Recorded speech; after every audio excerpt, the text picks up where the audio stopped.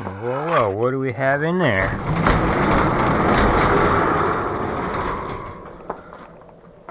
The Lowrider Fifth. Well, I think I'm gonna have to do some cleaning before I go over this thing. And I'm sure the batteries are dead, so we'll see. We'll hook up the ground. Oh, we got rear. No front. Yeah, we got dead battery. So the rear even works. Unhook that again.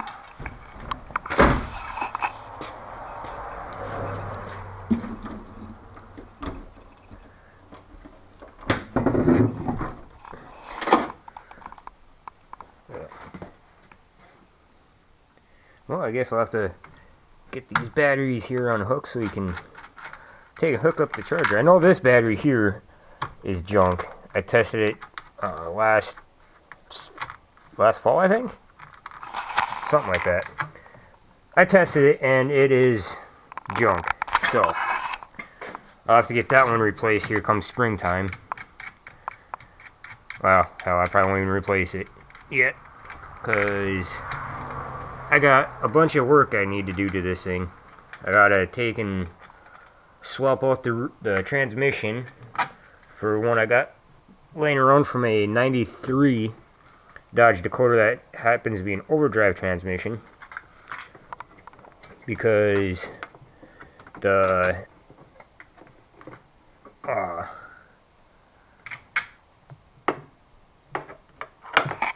13s with whatever gear, the 308 gears that are in this Ford Explorer rear axle are just no bueno. I can do about 55 miles an hour max, and she is all art out, so that is going to have to be replaced. And I want to replace the rear axle. I got a Ford Explorer rear axle in here, but I want to take and put a 87, or might be an 88, same difference, Lincoln Town Car rear axle in here, but with a 4-link. But I'm going to have to narrow it up. The Ford Explorer rear axle works fine, but I can tell where that tire is about, it's just barely inside that wheel well. Look how far in that tire is. The center section of the Ford Explorer rear axle is actually offset to, I think, the passenger side.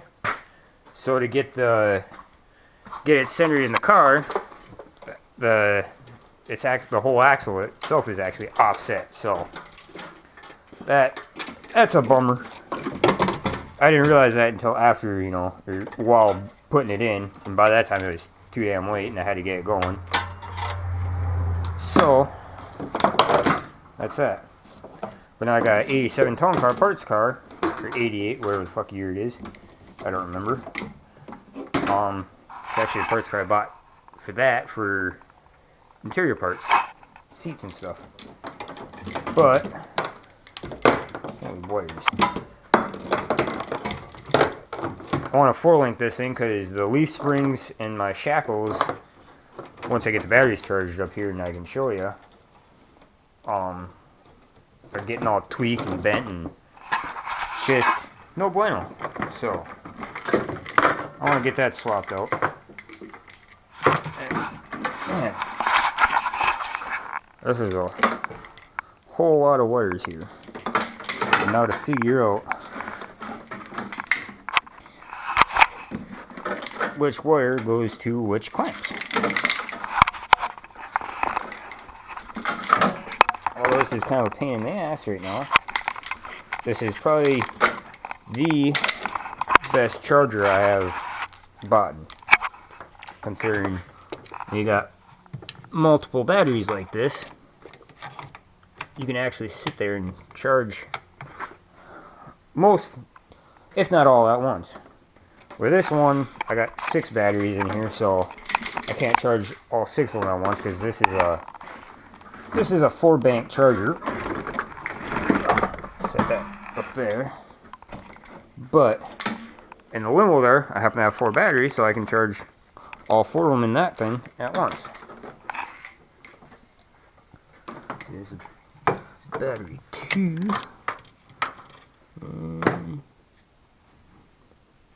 Now let's see here. I'm trying to remember what way I got these wired. Thinking this is correct. I hope so anyways.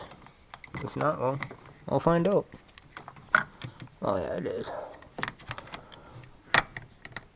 Alright, we got this.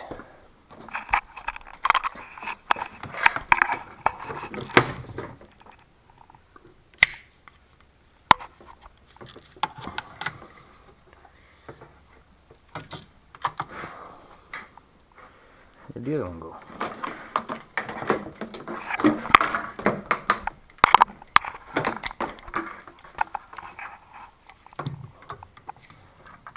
I don't know if these ones here are actually correct or not, but whatever. Now is my charger going to reach my outlet?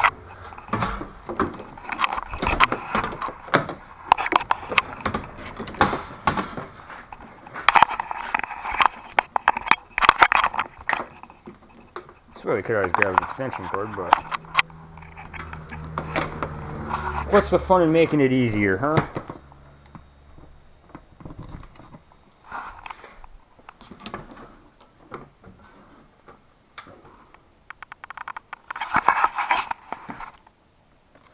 And I'm guessing those 2 are hooked up incorrectly. Naturally.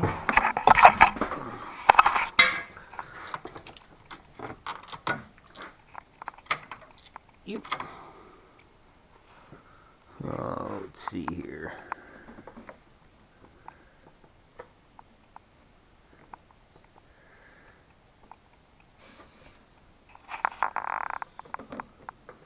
There we go. Huh, that one's actually got some volts in it. Maybe it was this battery that's bad. Hell, I remember it was one of these 2 that's bad.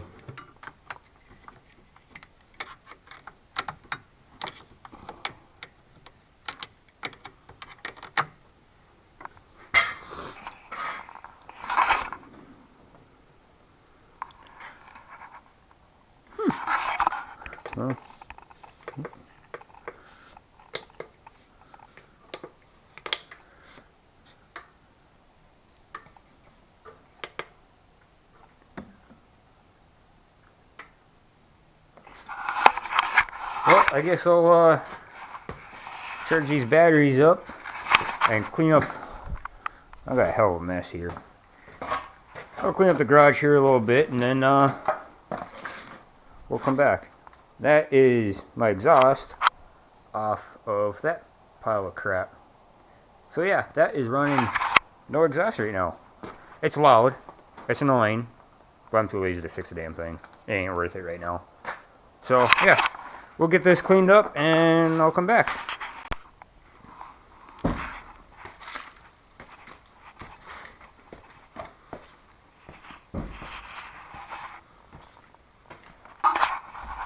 Well, boys, it's working. Through the charger on the batteries, got them all charged up. I had to add hydraulic fluid to the front hydraulic pump, and right now I can see why. Because I see hydraulic fluid dripping from that cylinder. And I can hear it dropping. And I see it's leaking from this cylinder as well. So, I'll have to rebuild them. Another thing to add to the list of too many things to do. But since we're here, before it drops down all the way and I lose all my hydraulic fluid again, all I did for the front suspension is for the upper control arms. I got these tubular control arms. I believe they are Joe's Racing products. I bought them used from someone years ago, so I don't know if they make them anymore. But I want to take and redo this piece right here, because it's actually different on both sides, and the one side actually hits the upper shock mount brace here. And then for the cylinder, all I did was cut out where the shock was, big enough for the cylinder to fit through there. And then for the lower controller, oh yeah, and then for the cylinder, I just added a plate up in here that'll sit even flat, so that way the cylinder can sit on it. But I want to take and unbolt this, cut that open, and redo it all so that it's stronger and whatnot and safer. And for the lower control arm, all I did was plate the bottom of it here with 1/4-inch steel, and before I welded the whole thing on, I actually cut it out and added a piece of pipe in here so I can run a mini coil. So I got some spring there, because the Trojan bars, all I did was pretty much back them off all the way, so that way it'll keep the control arm from moving front to back. And since I got to redo all that, or redo the upper shock mount and everything, I should probably get some tie rods, because last time I drove it I noticed that it's way out of adjustment. Things all over the road.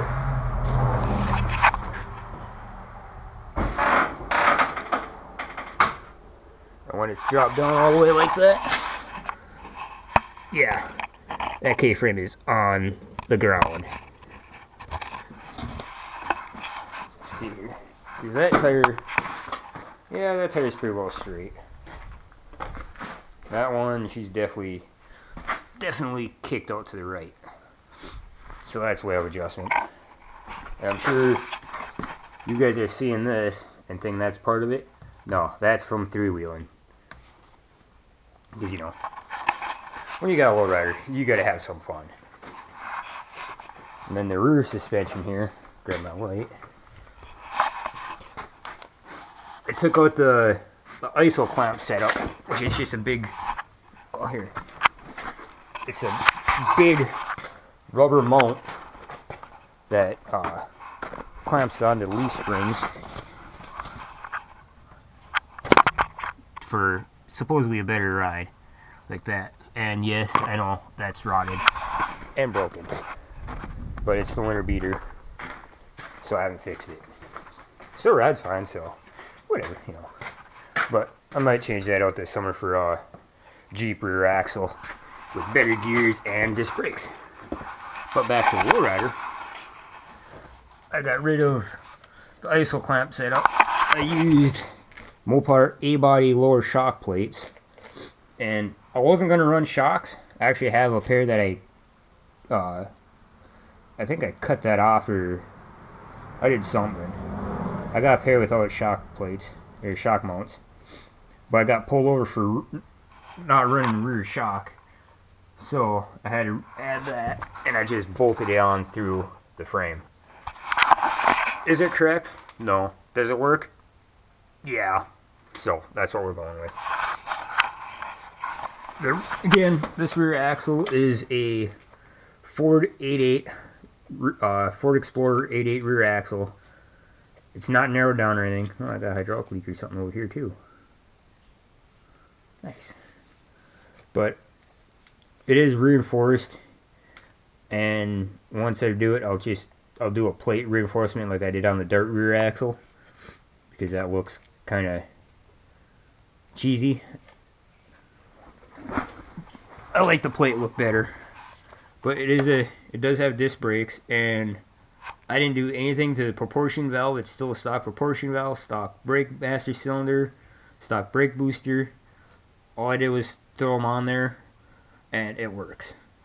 And yes, I know the brake lines look like shit because, well, that's what I had to do to get going.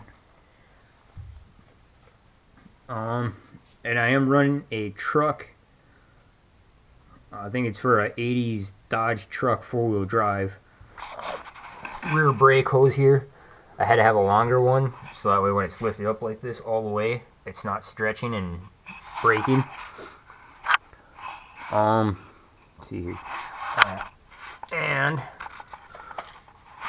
for the, I don't know if you can see it or not. I welded in I think it's like a 6-inch C channel from frame rail to frame rail, so that the rear coil springs, actually, you can't see that one because I don't have much coil in here. The coil springs actually have something to ride on, and it won't just punch them through the rear floor. But I want to change that when I put the 4-link in also. I've got this piece of pipe right here that I'll probably cut it down. I'll probably cut a 6-inch section out of here, 2 of them, and then I'll weld that into the rear bridge. That way I can run more spring. The spring will actually fit inside the pipe here, so then I'll have to plate this, drill a hole for the hydraulic cylinder, but that way I can run a taller spring, because right now I'm running a really small spring, and I got pretty much, it's a bouncy ride. But then for the mount the cylinders on the bottom here, I just took and welded a piece of square tubing on there, notch it for the rear axle, drill a hole through it, and I think I welded a nut to the bottom of the cylinder. Because I think I had Heim joints on there, but all I did was break on me, so. Oh. Looks like that hydraulic fluid is just coming right out of the trunk pan. Oh. Well, I know I got hydraulic leaks all up in here somewhere. So that's another thing to do, is figure all that crap out. That's one bad thing about hydraulics, is they are an absolute mess if you don't have everything sealed up right. And I don't know if I mentioned it, but this pump is for the left rear cylinder, this is for the front, both front cylinders, and this is for the right rear cylinder, you know. And so I've added 3 in hopes I could 3-wheel easier. That way it's just working one rear cylinder at a time, and rather than have to lift up the whole rear and drop the one rear corner. Didn't work out, being that it's got leaf springs and it don't twist as much. And speaking of which, here, to get it to sit that high in the rear, I made these rear shackles that are notched, so that way the leaf spring drop down, leaf spring sits way up here, but when it's raised up, it, you know, about 6 inches more there lift. But from 3-wheeling, you can see how much of an angle that one's at. So yeah, that bushing, both the bushings are shot, but it binds up big time 3-wheeling trying to do that. So I'll go to the 4-link setup, like from a Lincoln, like that, and which will have the 2 mounts on the center of the diff. That, you know, it'll be the one over here, which I will utilize the front leaf spring mount for the lower control arm, or yeah, the lower control arms, but the uppers off the center diff, I'll have to make my own control arms and mount on the rear frame somewhere. How I'm going to do that, I'm not quite sure yet. But yeah, the fronts and the lowers will utilize that leaf spring mount there. I will have to, sadly enough, figure something else out for my exhaust system here. I ain't got much room, so I'm not exactly sure how I am going to run my upper control arms. Now I'm looking at it. I might have to take and go off the frame up here. I'll plate the frame, come down off the, I'll make a plate reinforcement that comes all the way down to the frame connector here. Plate the inside with a mount and then make no mount. I'll have to ditch the tailpipes, which kind of sucks because that means I'm going to have to ditch my bell flower tips here. But I guess that's alright because I will save those for my 81 LeBaron coupe I got. Same body style and everything, it's just a 2-door instead of a 4-door, which was only a 2-year model, and I'm sure you've seen it in, if you paid attention, you've seen it in the background of the Dart videos. So that's the car that's buried next to it. Let's see if I can get this rear panel off. Probably not. It's supposed to slide right out. Let's see.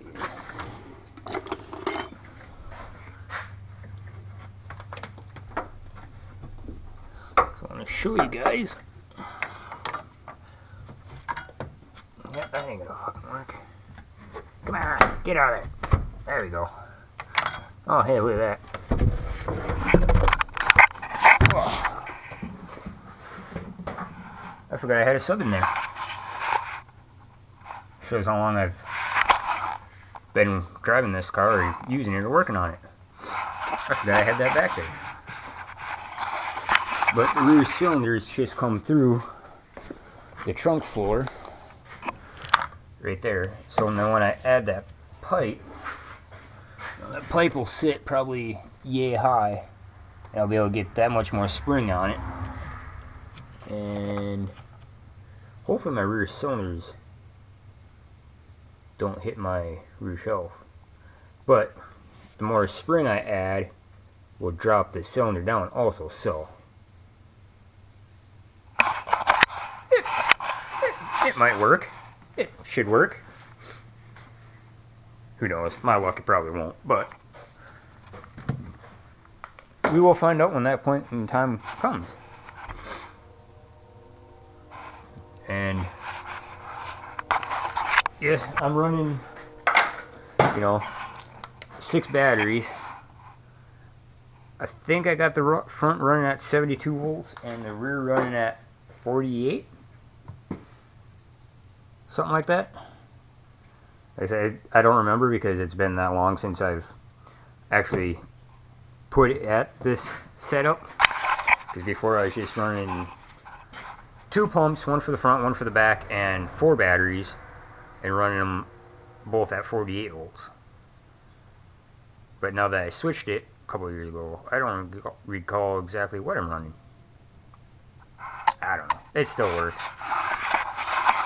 But, oh yeah, and then the frame for the pump rack here just goes right through the floor on both sides, and it is welded directly to the frame rail. What you got going on there? And that is a new gas tank, or newish gas tank. I think it's a new, that we just ground down to bare steel and then clear coated it.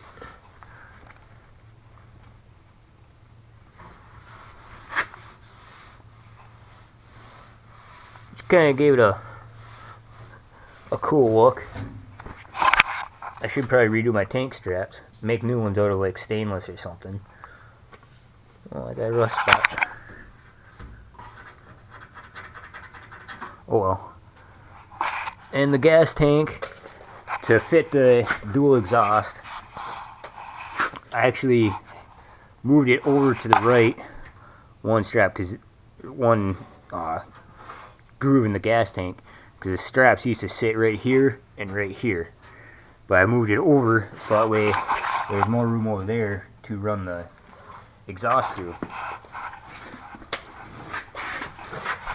But since I got ditched, I might actually, as you can see, I had to extend the filler neck when I did that. But when I put the get rid of the tailpipes and do my 4-link, I might actually move it back over and run a stock filler neck that I have laying around, and then that way I can use the I'll save the tailpipes for the coupe, and on the coupe I can move the gas tank over and extend the filler neck on that. And we're gonna have to buy here because I want to add some patterns, because the engine bay here is patterned out, which is part of the reason I don't have a hood, because of all the patterns on here. Okay, it doesn't have a stock booster. It has a K-car brake booster, but I had to get the small one for the chrome fabricated aluminum valve covers, because they're taller, so I need to get that clearance there.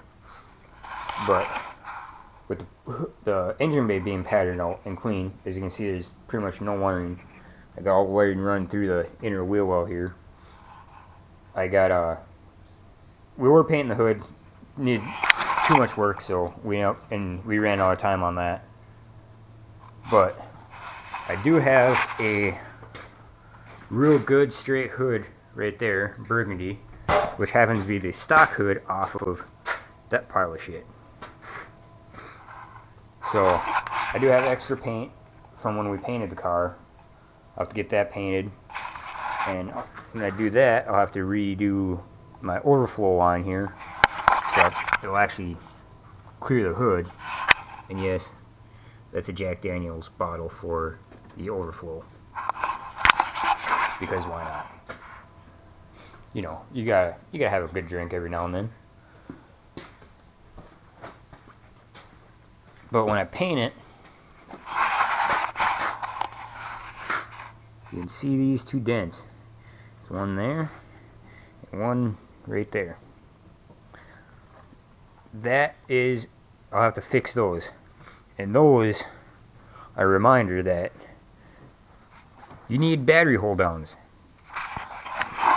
When I first built it, I didn't have time to do the battery hold downs, and I wasn't sure how I was going to do them yet, because there is very little room back there, and I think that corner back here is touching the quarter panel actually. But after I redid the setup, I finally made some hold downs, and I actually had to notch it around each for each battery terminal. And I see that one is real close. That's just the ground though. And as you'll see, most lowriders, they'll have the ground cable hanging out of the trunk.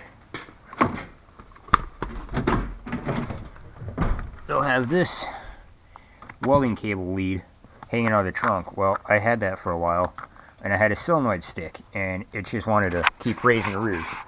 So I had to jump out of stop in traffic, jump out, run to the back, unhook it, and finally be able to drive off. After that, I learned that's not a good idea to have it way back there. So I ended up getting more welding cable and running it up under the seat. That way, if anything does happen, it's easy access. And that the interior is all stock. I just got rid of the wood grain on the bezel and on the dash and on all the door panels, and I actually painted it to look like marble, just for something different. And it's hard to tell on the steering wheel, but that is actually painted to match, to give that marble look in the steering wheel. Oops. Yep, she's getting low on fluid here.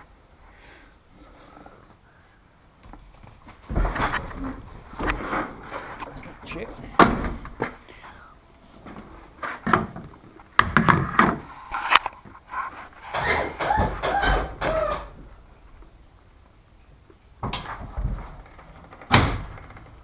You can hear the leaf spring.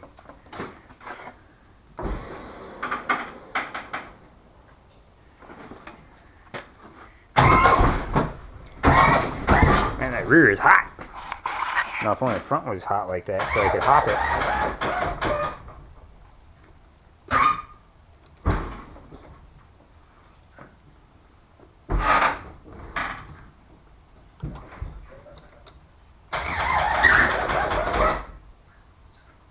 See, I can't remember. Let's see here. Both these are left. They're both right.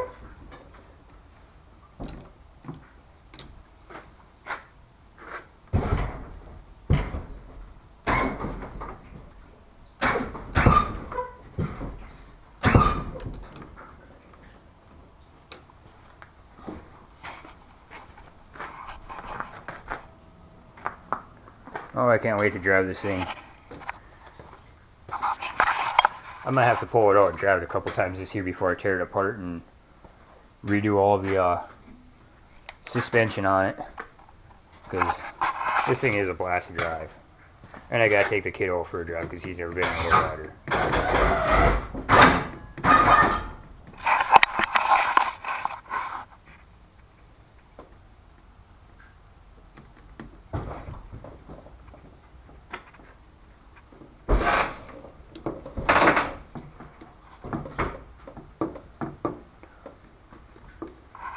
See, and then if I had the 4-link, it would actually, I think the rear would actually drop down further because it wouldn't be binding up on the leaf springs. You can see how, with the left side drop down, how kicked over that shackle is to the right side now. So it's just little things like that. I mean, I guess it's kind of big things, but it still works. It's still a blast. See, you can hear that shackle moving. But it's still a blast to drive and play, and people love it. People around here, they don't see lowriders too often, so there's only me and a couple other people that actually own lowriders and build them, so people get a kick out of it, especially when I pull out the limo, and yes, that's on hydraulics too. And that thing lays frame front to back.